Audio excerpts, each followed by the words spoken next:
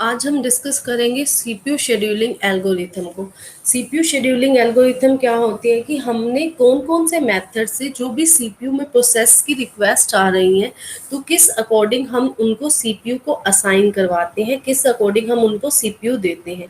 CPU scheduling deals with the problem and deciding which of the process in ready queue is to allocated the CPU first. जो इतनी भी process ready queue में है, हम किस methods के according उनको सीपीयू असाइन करवाते हैं, इसका डिसीजन करवाना क्या होता है सीपीयू शेड्यूलिंग एल्गोरिथम।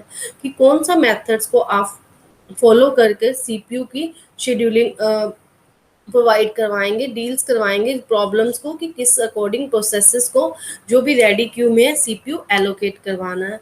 तो CPU is allocated to the selected process by the dispatcher. हमने कोई भी सीपीयू किसी भी प्रोसेस को प्रोवाइड करवाना है, तो हमारी सीपीयू शेड्यूलिंग को क्या होता है, हमें प्रॉपर और मैक्सिमम यूटिलाइजेशन के अकॉर्डिंग डिसाइड करवाते हैं। हमारे पास कुछ मेथड्स हैं, like first come first serve scheduling algorithm, shortest job first scheduling algorithm, priority scheduling algorithm and round robin scheduling algorithm। सबसे पहले हम डिस्कस करते हैं first come first serve scheduling algorithm. As its name का meaning है कि first come first scheduling algorithm, जो process आपके पास सबसे पहले आई है क्यू में, उसी को सबसे पहले सीपीयू दे दो।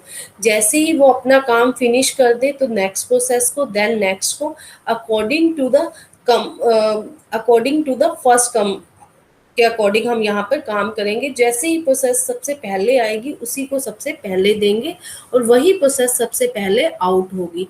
तो ये हमारा क्या है, फर्स्ट कम फर्स्ट आउट के अकॉर्डिंग काम को परफॉर्म करवाता है। हमारे पास ये शेड्यूलिंग एल्गोरिथम क्या बताते हैं कि जो भी प्रोसेस आपके पास क्यू में आ रही है उसको हम क्या करें, सीपीयू के अकॉर्डिंग प्रोसेस प्रोवाइड करवा दें, उसी अकॉर्डिंग काम को असाइन करवा दें। It is also known as a first come first out. It is a non scheme discipline. It is a fair and formal sense but is some unfair. कई बार क्या होती है कि जो लॉन्ग प्रोसेस होती है उनके लिए क्या होता है, वो पहले सीपीयू ले लेती हैं पहले आकर। जो शॉर्ट प्रोसेस होती है वो अनफेयर रह जाती है, उसको काफ़ी टाइम के लिए वेटिंग करना पड़ता है। यहाँ पे ये प्रॉब्लम आती है। कंसीडर, हम एक एग्जाम्पल को कंसीडर करते हैं। ये एग्जाम्पल हमें क्या बताता है कि हमारे पास जो भी प्रोसेस है वो उस अकॉर्डिंग काम को परफॉर्म करवा पा रही है या नहीं।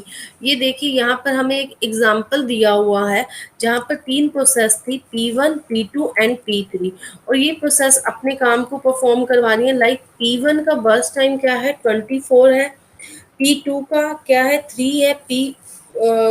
थ्री थ्री का भी 3 है। सेम हमारे पास दिया हुआ बस टाइम P2 एंड P3 का, P1 का है 24 है। अब वेटिंग टाइम यहाँ पर क्या है, वेटिंग टाइम क्या डिसाइड होगा, वेटिंग टाइम होता है, हम ग्रैंड चार्ट बनाएंगे तो ग्रैंड चार्ट के अकॉर्डिंग सबसे पहले प्रोसेस, यहाँ मेथड हम क्या यूज कर रहे हैं, जो प्रोसेस सबसे पहले आई है। तो हमारे पास प्रोसेस सबसे पहले आई है P1।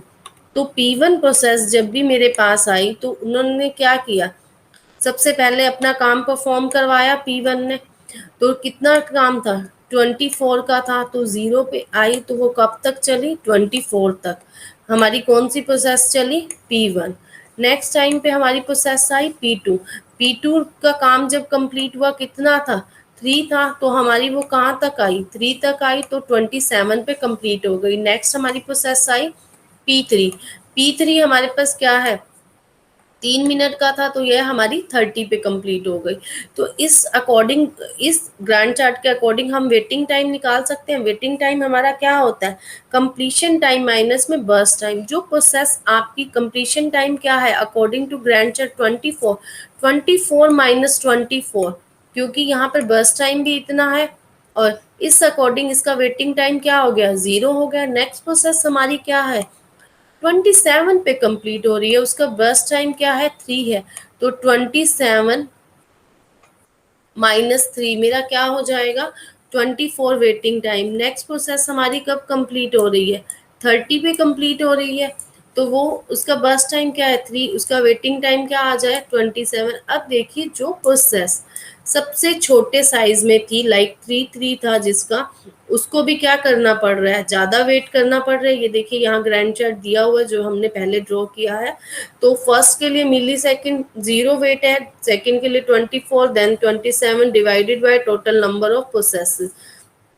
तो इस अकॉर्डिंग हमारा एवरेज वेटिंग टाइम क्या आ जाएगा, ज़्यादा आया ना, क्योंकि इन प्रोसेसेस को क्या है, ज़्यादा टाइम के लिए वेट करना पड़ रहा है और इनका जो टाइम है वो बहुत कम है। इसकी अब एडवांटेज और डिसएडवांटेज देखते हैं। It is simple to understand and code. ये हमारी क्या है, बहुत ज़्यादा सिंपल है समझने में और काम को परफॉर्म करवाने में। और नेक्स्ट क्या है, ये हमारी क्या किसके लिए सुटेबल होती है, बैच सिस्टम के लिए। डिसएडवांटेज क्या है, waiting time can be large. यहाँ पे वेटिंग टाइम क्या होता है, ज़्यादा होता है।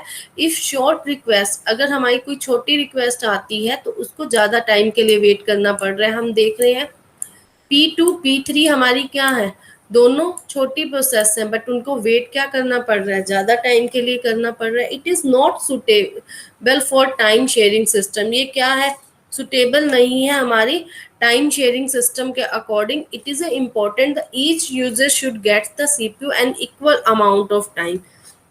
यहाँ पर हमारे पास क्या हो रहा है कि टाइम शेयरिंग सिस्टम है उसके लिए ये नहीं सुटेबल है, क्योंकि हम इस अकॉर्डिंग क्या करवा रहे हैं, हर चीज को जो सीपीयू ने दिया उसको इक्वल टाइम इंटरवल नहीं प्रोवाइड करवा पा रहे। यहाँ एक proper mix of job like input और सीपीयू बेस्ड है, इसीलिए इस काम को रिजल्ट को पहुंचने के लिए हमें क्या है, first scheduling first serve method हमारा काम नहीं परफॉर्म करवाता।